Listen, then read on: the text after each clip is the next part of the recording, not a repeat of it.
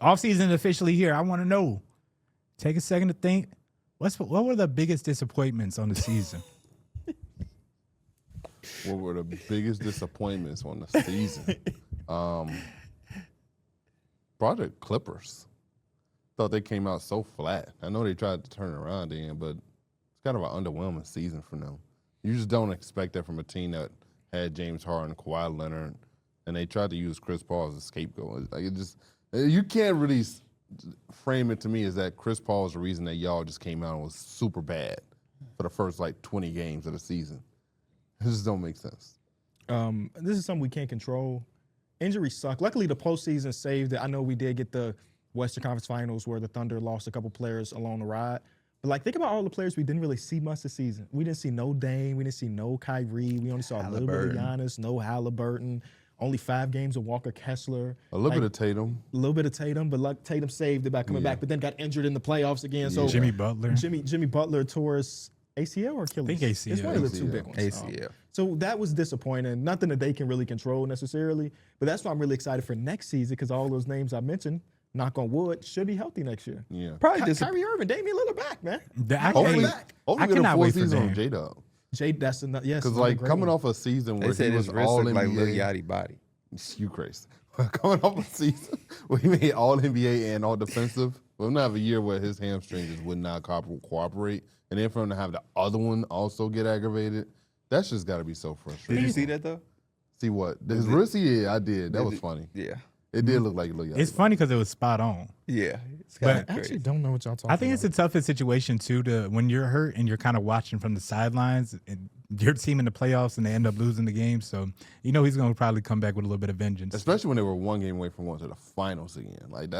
Yeah. I know that had to eat him up. I feel like Tatum's the same way. It's just you want to be out there so bad, even though your body is kind of not letting you. But it's a whole different level when your team kind of loses and now they're on their way home. I also want to say the Magic. I know they had a fun first round. They went 7 with the Detroit Pistons.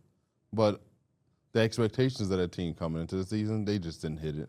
And then also another year of Franz being hurt. It was just kind of frustrating to watch that team at times.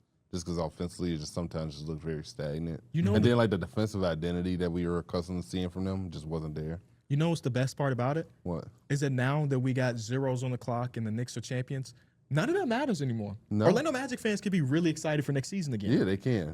New coach, maybe change is coming through. That's why the offseason is so great. I think all 30 teams have fans. It's I'm excited about the best what's part coming. about it is all the conversation around Paolo. I feel like the playoffs, he at least kind of eliminated most of the, people were really kind of being turned off by Paolo, but him being able to kind of carry his team and be basically the guy for his team in the playoffs, that people are going to start at least looking at him back in a positive light. People were turned off. Are you one of those people that got turned on by Paolo? I wouldn't say all that. I wouldn't say all that. Yeah. Forget it. Let's get goofy. Let's get silly there. You know who I'm disappointed in? Yeah. The Washington Wizards. I know y'all thinking about y'all, man, what expectations you have? Letting Bam get all of them points as a Kobe Bryant fan. How? I think Bam should get a tattoo right under his eye, the shape of a teardrop, but it really is just 83. Because he killed the Wizards with that 83 points. Yeah. They got the number 1 overall pick, so they ain't tripping too much. Bam, you bogus. There was 19-year-old, 18-year-old kids out there. You doing that too? Come on, man. They weigh 190. You trying to put your shoulder into them? He tried to score 190. He probably could have. Honestly, the game was a little bit long. He probably could have got up there because I don't know nobody was stopping Bam. That definitely is the weirdest moment of the entire season about wide margin. Yeah. To if you would have said somebody gonna drop 83, you wouldn't be like, oh, okay. We would have named It would have 75 been Luka. players. It would have been so many names. Before we got And I to think You that. might have got to 50, 60, 70 names. No, I'm before you serious. got We to would have Bam. got to 75 Yeah, you players. would've before. never thought. Cam Thomas or Bam. If you'd have like Cam might have just went on a Think burner about one day. think about how the excitement level for this game. This was Heat versus Wizards. Yeah. And I was watching live, Mike. I promise you, it got to a point where you had to just watch it live no matter what. Well, because there the first half he was fast. He had 30 in the first quarter. First quarter. Yeah. I'm like, my goodness, he might do something. Every time you see somebody have a crazy quarter, you think in your mind, he might do this. But you, at the end of the day, you're like, nah, they're not going to have the momentum to get it done. No, that first quarter, he had 30. He had 30 in the first quarter. Wizards fans see the Wizards trending and not for the right reason. Not for the right reasons at all.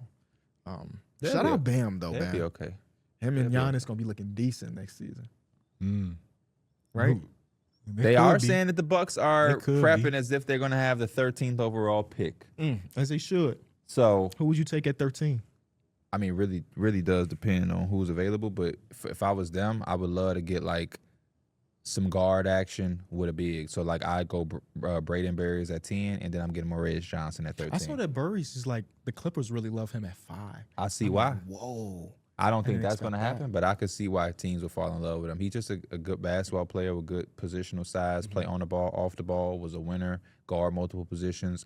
You know, you're talking about Malcolm Brogdon's type of Derek White-ish type thing. So I put out Derek White months ago. They was telling me he don't get enough stocks. But it's just the thought process of a someday. really good player at the guard position. So